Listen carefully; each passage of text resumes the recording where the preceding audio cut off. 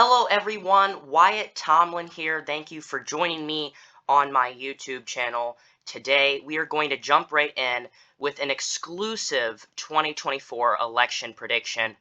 I think this is my official prediction since Tim Walz was picked as the vice presidential running mate. I did kind of like a rough draft type thing the day, 2 days after he was announced as the nominee for the vice president of the United States on the Kamala Harris ticket.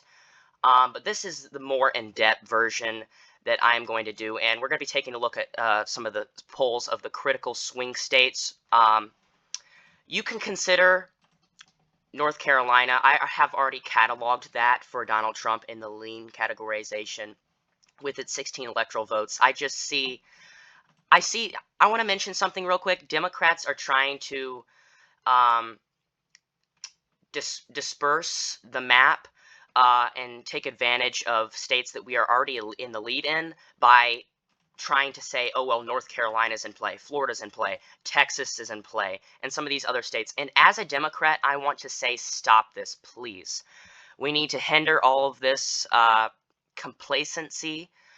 We need to stop being complacent, and we need to focus on the states that we have already won and we know that can be in the bag for Kamala Harris and will secure her victory. We need to stop focusing on these far-fetched states that are just simply not going to happen, these delusive ideas. Texas, we are not going to win Texas this round. I'm sorry to break it to my fellow Democrats. We are not going to win Texas this time around. The votes are not there for us. The laws are too strict. They disenfranchise voters constantly in that state. And that state is too far out of reach for the Democratic Party for, I'd say, at least the next 15 years. Same thing with the state of Florida. Florida, we need to stop focusing on Florida.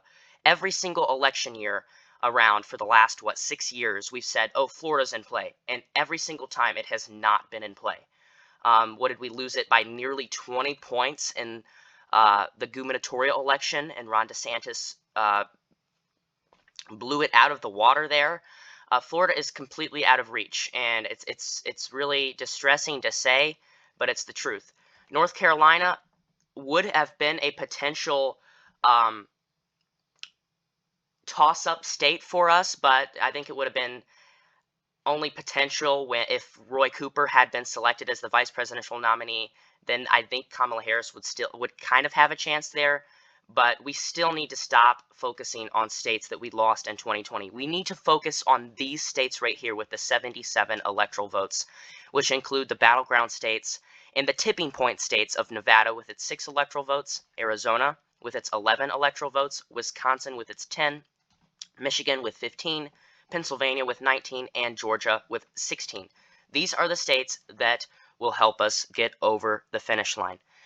Okay, so now that I got that out of my system, because it's really debilitating to hear that we're trying to get, oh, Florida, North Carolina, Texas, or even some people are saying even Ohio's in play now. Ohio is gone as well. Same with Iowa. But these are our states that we need to have our core and forefront focus on if we want to win this election, which we are in the lead in these states as of now. So let's take a look first at the national polls right here over the general election. Right here, if I can go to national, Kamala Harris has transcended her lead and continues to strip away Donald Trump's support, who is only at 43%, and this is just with Robert F. Kennedy Jr. Included in this polling data. She is up by now almost 3%, which Donald Trump, his numbers just keep continuing to plummet. And I think it's for good reason, too. I think it's because voters want change. They want somebody who actually has a conception of politics and who's led with optimism in the past, and who is overall a joyful candidate. And also the policies. She's also putting policies forward, like expanding the child tax credit. She is planning on giving new parents who have newborns, she's trying to raise the child tax credit to $6,000 for them. And she has a plan to reduce groceries prices by banning price gouging, which she has talked about over the last couple of months. So this alone is good news. But if we look into the swing states, we're seeing her improve on her national vote lead. But first, we're going to go with the least competitive of these states, and that's the state I would say, Michigan. So the recent polling in Michigan, Kamala Harris is doing exceedingly phenomenal in these polling.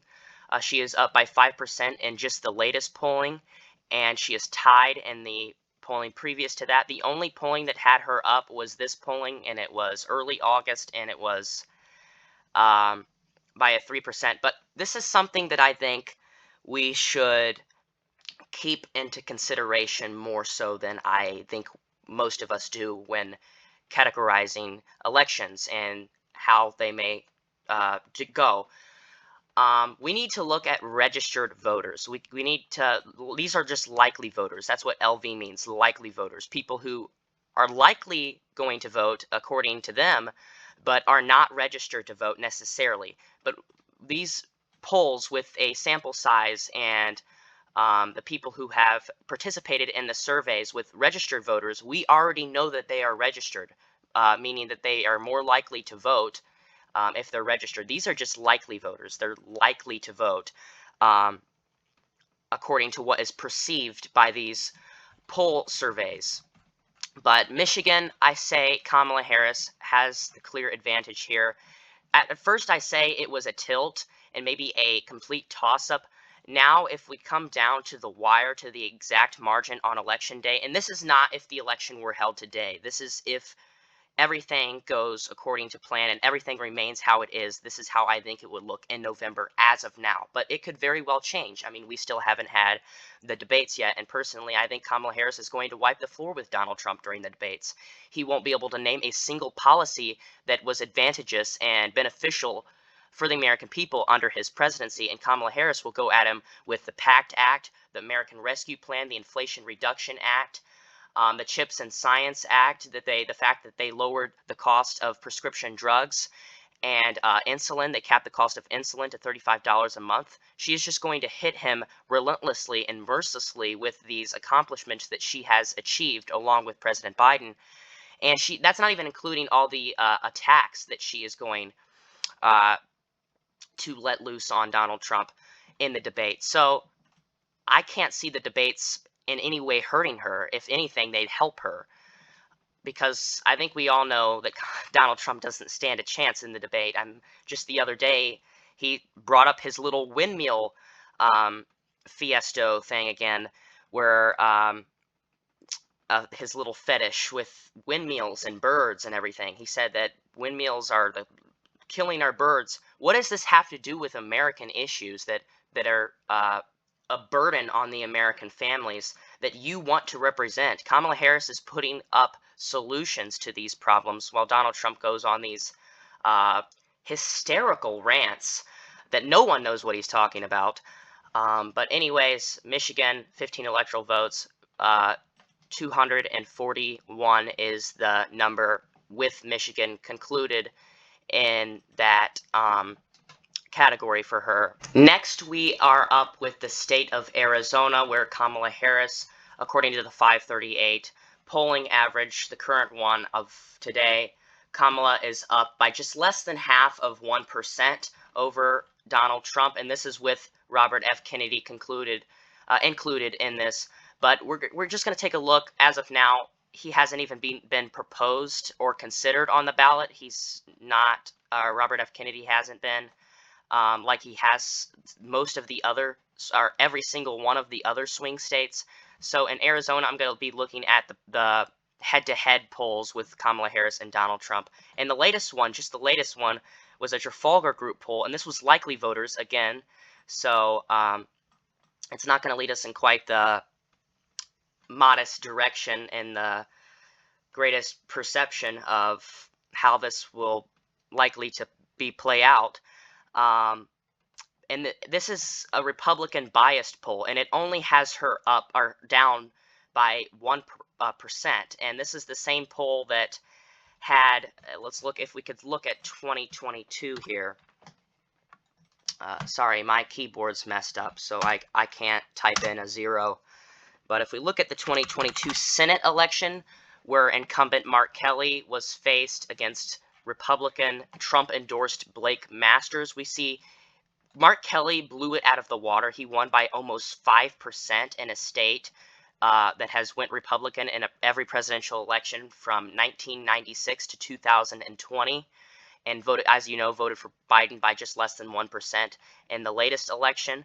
But we're seeing a consistent shift, and it's better for the Democrats than it is so for the Republicans, and advantageous for them. But if you look at some of these polls, the Trafalgar Group poll, we're seeing a little deja vu here. If hopefully I'm not the only one, but this is a good entity to put in mind and learn from the past. The same Trafalgar Group poll that is polling Kamala Harris and Donald Trump right now had the Republican Blake Masters up by 1%. And this was including the independent candidate, which was arguably taking numbers off of Mark Kelly.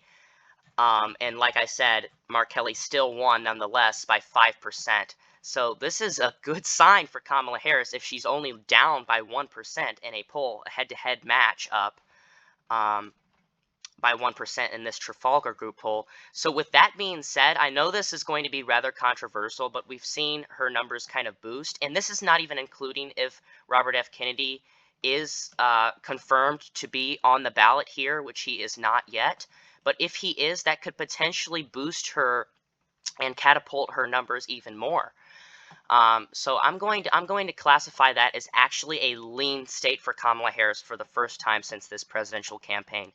And I think Tim Walz, he's a relatable guy, a person with great fondness and tenderness, who cares about people, who cares about working families, middle-class families, and children. He cares about children as well. He's the governor who famously signed into law free school meals for children for breakfast and lunch, so kids don't go hungry. We are banning starvation while they are trying to ban and undersupply contraceptions. They are banning abortion with no exceptions. They are limiting and banning IVF treatment. These people want to be in your bedrooms, why our side is taking affirmative action to do things that have clearly helped the American people. And I don't even think that's something that can be debated over or possibly cause any dissidence whatsoever. So I think that will overall be favorable for her campaign in that state. So I have her capturing the 11 electoral votes that are critical in this election over Donald Trump. And I see her, as of now, improving on Biden's 2020 margin of victory and taking some of that Mark Kelly vote. Now, this is not even to mention the Senate election coinciding with this election in 2024, where Kari Lake who made a return, who brutally lost the last election she ran in 22. She ran in the gubernatorial election against the governor, Katie Hobbs. She was expected to win by a wide margin, and the polls underestimated Katie Hobbs and highly overestimated Kari Lake, and she was trounced in that election. Not by much, but a win is a win, and Katie Hobbs still improved on Biden's victory. So this coinciding with this, nobody wants this nut job as the governor. Her main priority, and I am not joking about this, her main priority is to put cameras in schools to surveil our children, number one. Number two is to legalize, what was it? What else? What does she want to legalize? Rocket launchers, that's it. Her campaign in 22 was about legalizing rocket launchers. And that's not even to emphasize that she believes the 2020 election was stolen and wants to replace it with all these auditors and all this stuff with MAGA loyalists and MAGA extremists. I mean, this thing has nothing to run on besides hate and division, not to mention that she mocked Paul Pelosi, Nancy Pelosi's husband, after he was struck with a hammer in the head by an intruder. This is a truly disdainful and contemptible person.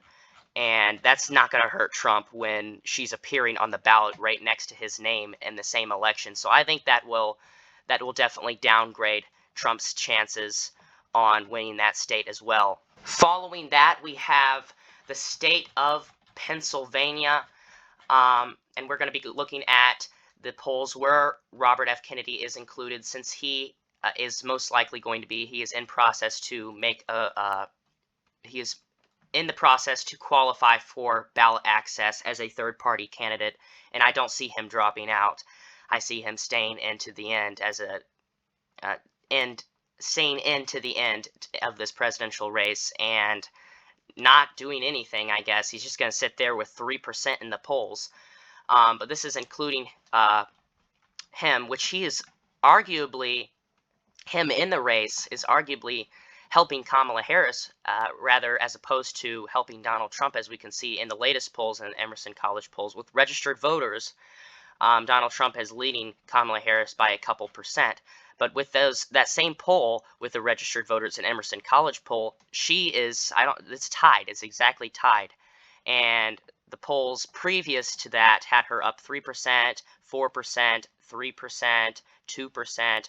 And some of these polls in Pennsylvania lately have also, like Arizona, underestimated Democrats like they did for John Fetterman in 2022. We're going to take a look at that real quick.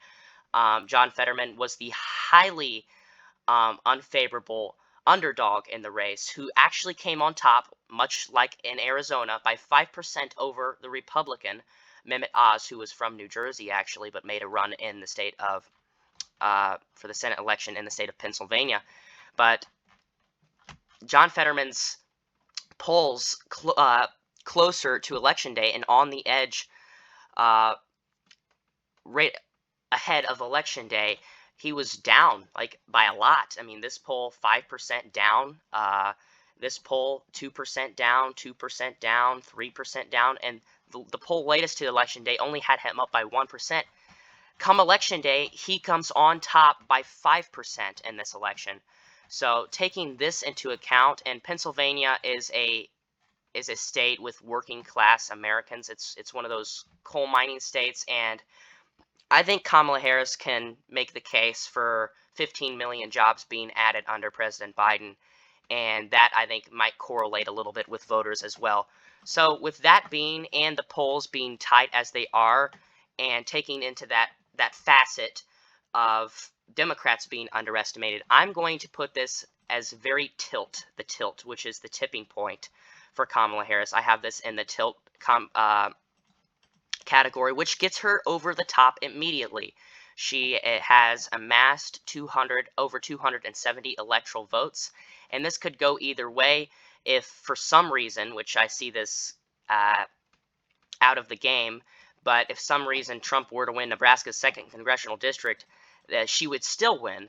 So Pennsylvania would be a done deal for either of the candidates. If Trump were to win it, he would most likely win the presidency. And if Kamala Harris, which I suggest she is winning it based on what we see now and the analysis that I have done now in the polls and the surveys, I see her coming up on top in that state. But next up is the state of Wisconsin, which has been seen and kind of dubbed as one of her best chances. I highly don't disagree. I think that is probably one of the most favorable for Donald Trump. That is in the Kamala Harris category, but we're going to go to the latest polls there, and she's absolutely eviscerating Donald Trump in the polls, with the exception of this poll right here. And again, as in Pennsylvania and Wisconsin, she is Robert F. Kennedy's most likely going to make an appearance, so we got to take into account and throw the aspect in there with the polls, including him, which it just gets even better for Kamala Harris when that comes into mind. She has a 9-point lead over him in this poll, a 7-point lead over him in this poll, a 6-point lead right here, 5-point lead. I mean, this is something that Donald Trump should be very worried about, and I think he is very concerned about, because when he goes lower in the polls, he starts acting more erratic and frenzied and mazed and confused and crazed, as we've seen, unhinged at his recent rallies, which is hopefully not going to help him in the polls and in this election like it did in 2016 for some reason. But with that being said, Wisconsin has had a pretty noble history of actually overestimating, as prior to the other states, as contrary to the other states, to the prior other states of Pennsylvania and Arizona. Uh, Republicans are the ones in this state who have been underestimated, with the exception in 2022 with Tony Evers.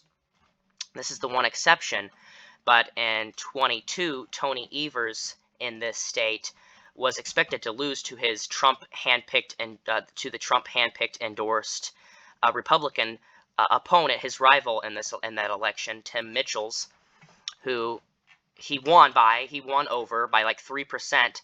But these polls showed a kind of consistent lead for the Trump endorsed candidate. But turns out it didn't quite help him in the end. And even a Democratic internal poll had him losing, Tony Evers losing to the Republican Mitchells by 2%. And that's not including this poll because this was the only poll. But the incumbent Governor Evers came on top nonetheless still in that state. But with the Democratic core values in that state and the long voting record of Democrats in this state, I think it will stay for Kamala Harris. I don't think it would have went for Biden if he would have remained in the race, but Kamala Harris, I think, is going to capture these states, but it's only by a tilt margin, unlike some of these other election predictors that I've seen who have it as a lean margin. But I think they need to learn from their mistakes and from 2020 and know how overconfident the pollsters can be for Democrats, because Biden was up by like 9% in 2020 in some polls, and he was up on average. He was leading Donald Trump in 2020 in the average polling by about 7%, and he ended up winning the state by a tilt margin. So I say Kamala Harris can at least hold Biden's grip on that state from the 2020 presidential election. Next up is the state of Georgia, or Nevada. I'm going to go to Nevada first. It's a smaller state. It's a less integral state because it has only 6 electoral votes, and it's not going to be as critical as Georgia is with its 16 electoral votes. But we're gonna predict it anyways. Actually, this is one of my hot takes. I think Donald Trump actually might have the advantage in this state as of now. I'm gonna put this as a tilt Donald Trump state, and I know this is a little different from other people's predictions, but he's just been, and same with Biden. Biden has been losing to Trump in the polls. And Nevada, I think, is starting to take a shift towards the right in the upbringing of the last couple of years. And we've seen that with a Democratic incumbent governor in 2022 being defeated by a Republican who was endorsed by Donald Trump, but he certainly and palpably distanced himself from Donald Trump. And we're going to take a look at that right here. He won by over 1% over Steve Sisolak, who was like I said, the incumbent governor of this state. And I just think it's taking a turn to the right. And we can take into account, sure, Catherine Cortez Masto, the Democrat incumbent, still did hold on to her victory by a narrow percent. But if you narrow and even this out and take this and try to overlap, kind of like the Venn diagram, if you like, Kamala Harris likes Venn diagrams. If you take the Venn diagrams and overlap them, the Republicans still would win with these 2 elections. Talking about these 2 elections, the Republican would still come on top by a narrow margin, which is why I see Donald Trump currently having the advantage in that state as of now. Now, up to our very last state, the great state, the peach state of Georgia. We've seen decreasing numbers for Donald Trump lately. In the first couple polls since Biden has officially relinquished his candidacy over to Kamala Harris. And then there was this poll, a Democratic internal poll, which, like I said, will be biased towards Democrats because it is an internal poll. But we're seeing a steady decline and Donald Trump's numbers here. And this is a Trafalgar Group poll. Anything with the Trafalgar name in it is not good for the Trump campaign or any Republican if they are only leading by 2% in this poll. And let's go back to Arizona and Pennsylvania, where Democrats were seen as the very much so underdog in those states in the midterm elections, but came out and propelled victories in the state. And this is, like I said, including the state of Georgia. So the tally total had the Democratic incumbent Raphael Warnock coming on top by almost a point over Herschel Walker, and he was not leading in the polls. I don't care what anybody says, the polls leading up to Election Day, and they might add new ones after Election Day because that's what they do on Wikipedia, unfortunately. But still, these polls are not looking good for Raphael Warnock. He is set to lose and almost determined to lose this election, according to these polls. And then people showed up and voted for Raphael Warnock.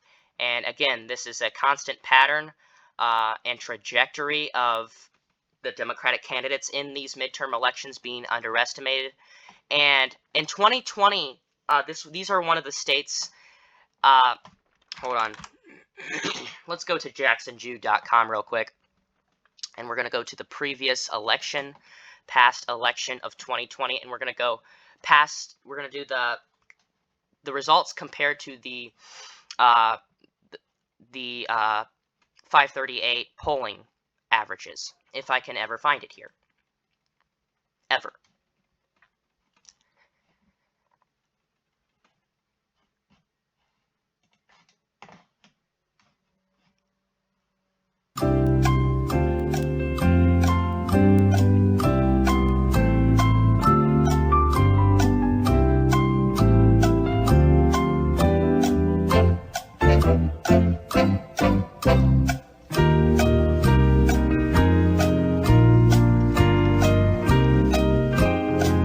Okay, so it's not showing me now, of course, so screw that site. It's not showing me that anymore, but it showed the comparison and the difference between how much the percent of the vote the candidates were supposed to get according to the polling averages and the finalized results.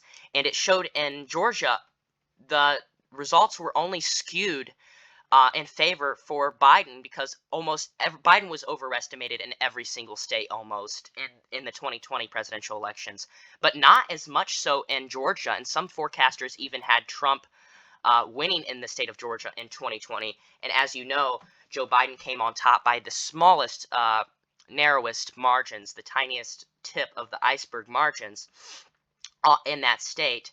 But back to my main point. The polls only differed.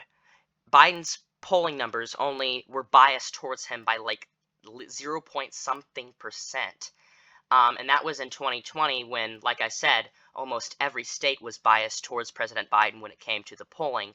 And I don't think that's going to happen this time around because, as we've seen in the 22 midterms, everybody thought, oh, well, the polls in the previous elections were biased towards Democrats, so if Republicans are already in the lead, then we might as well triple their lead because, like I said, they were looking back on the previous elections, 2020 and 2016, and somewhat even in 2018, where Democrats were highly overestimated in the polling, and then Republicans won some states like Ohio, the 2018 gubernatorial election in Ohio, for instance. Where Richard Cordray was leading in that state, the Democrat, and Mike DeWine ended up coming on top by about 3%. So, that being said, I'm going to have Georgia, believe it or not, in the Kamala Harris category by the tiltest of tilt margins, if that makes any sense. I said that kind of comically there. But actually, I think Kamala Harris might actually enhance and amplify President Biden's margins. We could possibly see her winning by a 0.4% margin, which would still be a very, very narrow margin, but would be higher than President Biden's 0.2 margin. And the reason why I say this is because if you go to the election shuffler, and I'm hoping I make a good case as to why this prediction is, I consider it to be accurate. But if we go to the election shuffler, we can see, let's just shift some of these conservative counties.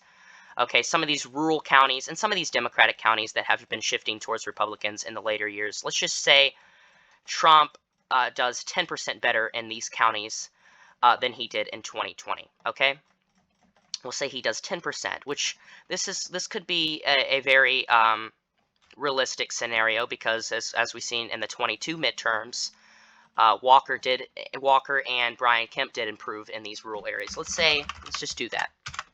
Trump plus 10. I got to get my pen here because, like I said, my keyboard's broke, so I got to put my pen in the arrow between there to put the 0 there.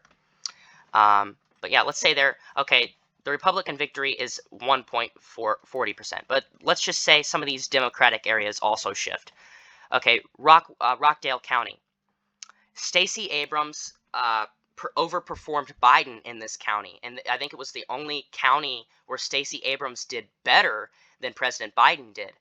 And Brian Kemp was very favorable there. So that's not even including all the other counties, the surrounding counties that have shifted for Reverend Raphael Warnock, that will probably shift towards Kamala Harris. And not to mention, she is the second African-American presidential candidate in history and the first woman presidential candidate. So I think it will really, really enthrall and imbue voters to show up at the polls and galvanize them to vote for a black woman, especially in these majority-minority counties. Some of these, like Fulton County, which is home to Atlanta, some of these suburban counties like DeKalb County, Clayton County, and also these other counties that voted Republican by 10+% as recently as the 2012 presidential election for Mitt Romney. But we've seen huge shifts to the left since Donald Trump has arisen in politics in these particular counties and many other urban counties across America. So let's say that Kamala Harris does about, I don't know, I could see her doing 12% better than Biden in this county, in this particular county, not the other surrounding counties, just this particular county, since Stacey Abrams did in fact do better than President Biden did in the midterm elections. But let's say that some of these counties, let's say these shift by about 5%, and that could be very much underestimating the Democrats. How about 6%? We'll do 6%. Okay, right there, right then and there, it's already a Democratic victory. Sure, it's 0.5% and only about 2,000 votes, but it is still a Democratic victory. And that's not even including some of these other counties that still might see an advantage and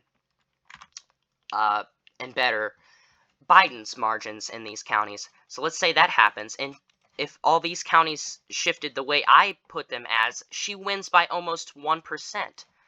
So this is why, hopefully you can now see why I think Kamala Harris, as of now, has the advantage in the state of Georgia and not in the state of Nevada. All right, ladies and gentlemen, that is my final 2024 matchup scenario between which is going to happen, Kamala Harris versus Donald Trump projection as of August 16th, 2024. Kamala Harris, I see the favorite in this race.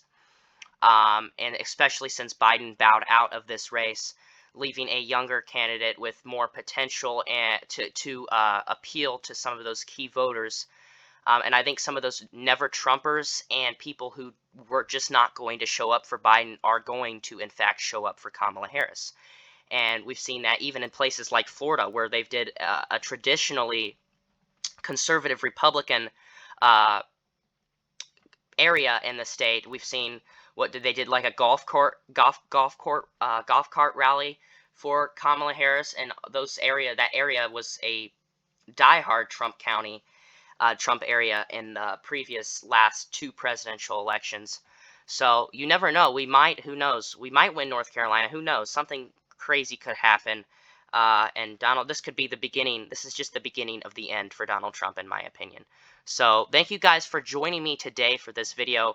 Here is the precise margins. I have the states of Wisconsin, Pennsylvania, and Georgia tilt for Kamala Harris, meaning they could pretty much balance out either way and swing to either candidates, but I see Kamala Harris having the advantage in those states, and vice versa with the state of Nevada, which is tilt for Donald Trump. And the only lean for Donald Trump is North Carolina, and we've got 2 leans for Kamala Harris, Michigan and Arizona, with their both in total 26 electoral college votes. So again, thank you guys. I appreciate you joining me for this election prediction. Let me know what your election prediction is, and let me know what disagreements you have.